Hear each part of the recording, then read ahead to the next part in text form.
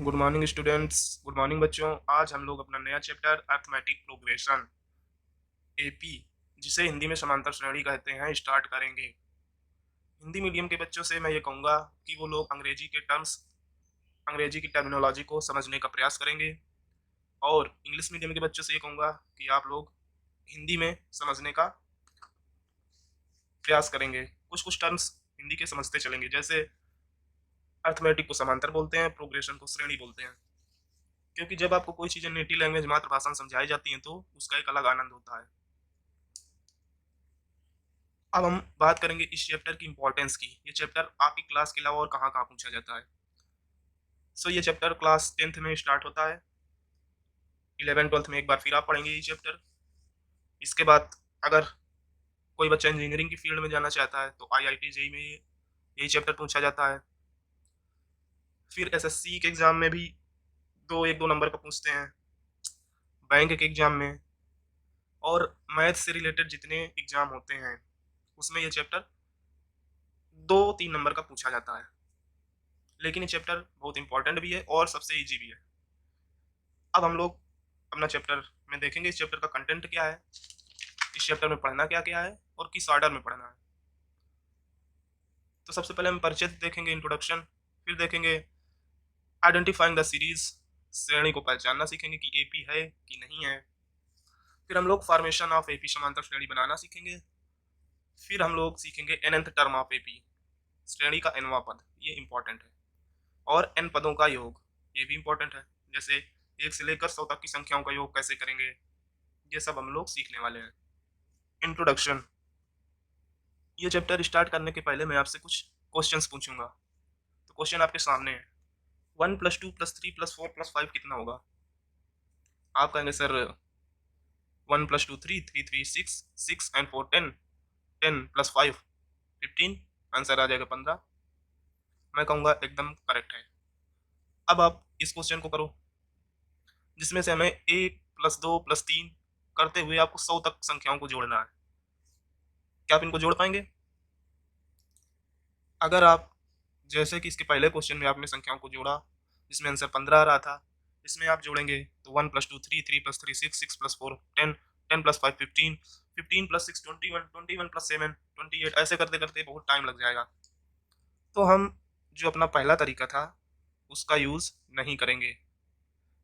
हम लोग यूज़ करेंगे एक फार्मूला, जिसमें 1 से लेकर 100 तक की संख्याओं का योग बहुत ही आसानी से और बहुत ही कम समय में निकल आएगा। वो formula Sn = n/2 2a plus n-1 into D.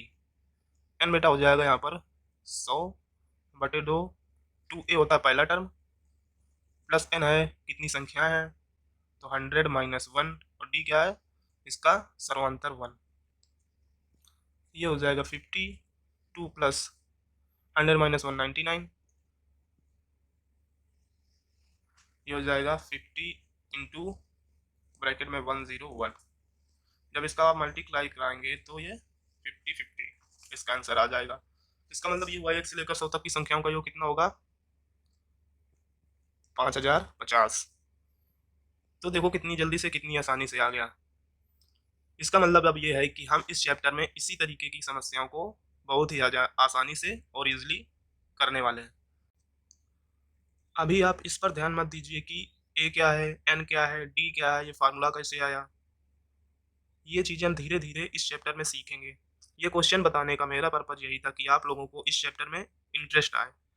जैसे आपने 1 से 100 तक की संख्याओं का योग आधे मिनट में कर लिया, ऐसे ही 1 से 1000 तक की संख्याओं का योग आधे मिनट में आप निकाल लेंगे, या 100 से लेकर 4000 तक की संख्याओं का योग आप आसानी से आधे मिनट में निकाल लेंगे।